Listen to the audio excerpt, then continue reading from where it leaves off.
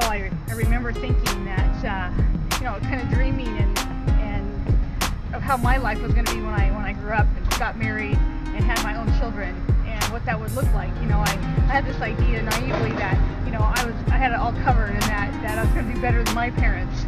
And, I really did. I truly believed that my life was going to be just all roses.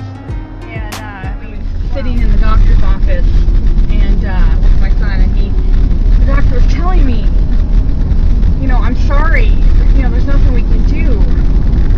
And, he just delivered the diagnosis that he was pretty sure that my son had Duchenne muscular dystrophy, and I knew what that meant. I knew that I might not get to see my son graduate high school, that the next several years was going to take all of me, and it was very devastating to get that blow, and I literally.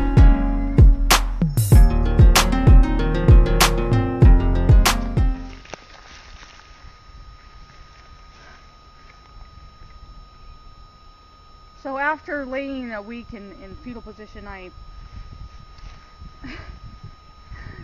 was sitting across the table from my aunt, and she's like, Misty, I believe that everything happens for a reason. And so why do you think this is happening? I'm like, okay, there's, at first it was like, why? And then all of a sudden it was like this, I just knew with every ounce of my being that I was to use what was happening with my son and this whole, I didn't know how long it was going to be, but I knew that somehow I was meant to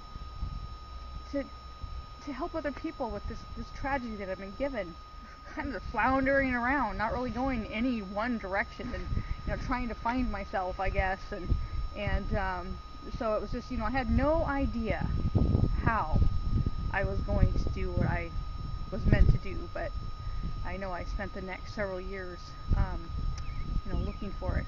I dabbled in fundraising, and I've ran marathons, and I've done all this, and then when almost losing Luke in the hospital and coming real close to just his senior year, I knew what I had to do, and so I did it.